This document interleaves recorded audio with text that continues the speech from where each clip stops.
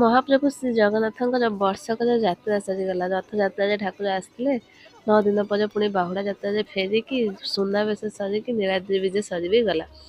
ପୁଣି ଆଗ ବର୍ଷକୁ ଅପେକ୍ଷା କେବେ ରଥଯାତ୍ରା ଆସିବ, ଠାକୁର ମାନେ ବଡ଼ଦାଣ୍ଡକୁ ଆସିବେ, ତାଙ୍କ ଭକ୍ତମାନଙ୍କୁ ଦେଖାଦେବେ।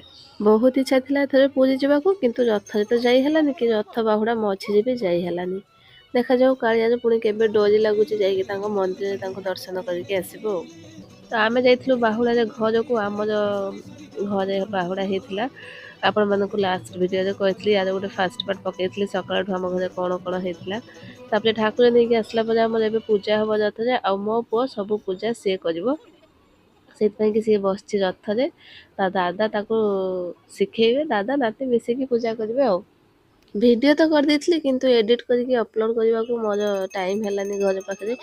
ଆକ୍ଚୁଆଲି ସମସ୍ତଙ୍କ ସହିତ ରହିଲେ ମୁଁ ଭିଡ଼ିଓ ଏଡ଼ିଟ୍ କରିବା ପାଇଁକି ଭୁଲି ହେଇଯାଏ। ସେଥିପାଇଁକି ଭିଡ଼ିଓଟା ଟିକେ ଲେଟ୍ରେ ପୋଷ୍ଟ କଲି। ଧୋତି ପିନ୍ଧିକି ମୋ ପୁଅ ଆଜି ଛୋଟ ନନା ହେଇଯାଇଛି।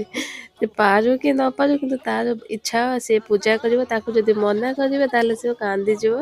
ସେଥିପାଇଁକି ତାକୁ କହିକି ଦେଲା ବେଳକୁ ସେ ପୂଜା କରୁଛି। ଠାକୁରଙ୍କୁ ଗୋଟେ ଗୋଟେ ଫଳ ନେଇକି ଖୁଆଉଛି, ଖେଚୁଡ଼ି ଉଠେଇକି ନେଇକି ହାତରେ ଖୁଆଉଛି। ଛୋଟ ଛୁଆ ଯାହା ପାରୁଛି କରୁଛି ଆଉ। ଠାକୁର ଜାଣିଛନ୍ତି, ଛୋଟିଆ ଛୁଆ ଜାଣିନି କିଛି, ତାକୁ କ୍ଷମା କରିଦେବେ ଆଉ। ଠାକୁରଙ୍କୁ ନେଇକି ଆସିକି ଠାକୁରଙ୍କର ପୂଜା ଏଇଠି ଆମର ସରିଗଲା। ଠାକୁର ଏବେ ରଥରେ ବସିବେ। ରାତିରେ ଠାକୁରଙ୍କୁ ଉଠେଇକି ନେଇକି ତାଙ୍କ ସିଂହାସନରେ ବସେଇବୁ। ତ ରଥ ତ ବାହାରକୁ ଯିବନି, ଏଇଠି କାକୁଡ଼ି ଛାମୁଡ଼ା ହେଇଛି, କହିଥିଲେ କାକୁଡ଼ି ଗଛ ଲାଗିଛି। ସେଥିପାଇଁ ଜଷ୍ଟ ସେଇଠି 2 ହାତ ଖଣ୍ଡେ, ମାନେ ଯେଉଁଠି ରଥ ଛିଡ଼ା ହେଇଥିଲେ ସେଇଠୁ ଜଷ୍ଟ 2 ହାତ ଖଣ୍ଡେ ଏପଟକୁ ଟାଣିଦେଲୁ। ରଥ ଟାଣିବାକୁ ଇଚ୍ଛା, କିନ୍ତୁ ରଥ ଟାଣିକି ନେଇକି ବାହାରକୁ ଯାଇ ହେବନି। ତ ଏଇଠି ସମସ୍ତେ ମିଶିକି ଟିକେ ରଥ ଟାଣିଦେଲେ।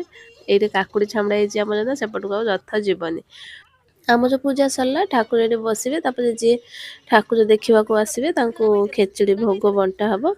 ତାପରେ ବଡ଼ ବାପାଙ୍କ ଘରେ ଠାକୁର ଆଉ ଜଣଙ୍କ ଘରେ ଥିଲେ, ତ ତାଙ୍କ ଘରକୁ ଯାଉଥିଲେ ନଣନ୍ଦ ଯାହା ଠାକୁର ଆଣିବାକୁ। ତ କହିଲେ ଚାଲ ଯିବା, ମୁଁ ବି ଯାଇଥିଲି ସାଙ୍ଗରେ। ବଡ଼ ବାପାଙ୍କ ଘରେ ଠାକୁର ଯାହାଙ୍କ ଘରେ ରୁହନ୍ତି, ତାଙ୍କ ଘରେ ସମସ୍ତେ ଆସିଥିଲେ ଠାକୁରଙ୍କୁ ଛାଡ଼ିବା ପାଇଁକି। ପୁରା ବଡ଼ ବାପାଙ୍କ ଘରେ ଆସିକି ଛାଡ଼ିକି ଗଲେ ତାଙ୍କ ଘରେ। ତାପରେ ପୂଜା ସରିଲା। ତାପରେ ଆମ ଘରକୁ ଯେଉଁ ଛୋଟ ଛୋଟ ପିଲାମାନେ ଆସନ୍ତି ସେମାନଙ୍କୁ ଭୋଗ ଖାଇବାକୁ ଦିଆହେଲା। ମା ଭୋଗ ବାଢ଼ୁଛନ୍ତି, ଆଉ ମୋ ପୁଅ ସମସ୍ତଙ୍କୁ ନେଇକି ଭୋଗ ଦେଉଛି। ତାର ବଡ଼ ଖୁସି ଏଇସବୁ କାମ କରିବା ପାଇଁକି। ତାପରେ ରାତିରେ ଠାକୁର ରଥରୁ ଘରକୁ ଆସିଲେ। ମୋ ପୁଅ ଧୋତି ଖୋଲି ଦେଇଥିଲା, ଆଉ ଧୋତି ପିନ୍ଧିକି ରହିପାରୁନଥିଲା, ତାକୁ ଖୋଲି ଦେଇଥିଲୁ। କିନ୍ତୁ ସେ ଠାକୁରଙ୍କୁ ଧରିକି ଆଣିକି ନେଇକି ଠାକୁରଙ୍କ ଘରେ ରଖିଲା। ବାବା ତାପରେ ଆସିକି ତାଙ୍କ ସିଂହାସନରେ ବସେଇବେ। 9 ଦିନ ଯାକ ଆମ ଠାକୁର ଘରର ସିଂହାସନ ପୁରା ଖାଲି ଖାଲି ଲାଗୁଥିଲା। ଏବେ ଠାକୁର ଘରଟା ଆମର ପୁରା ଲାଗିବ।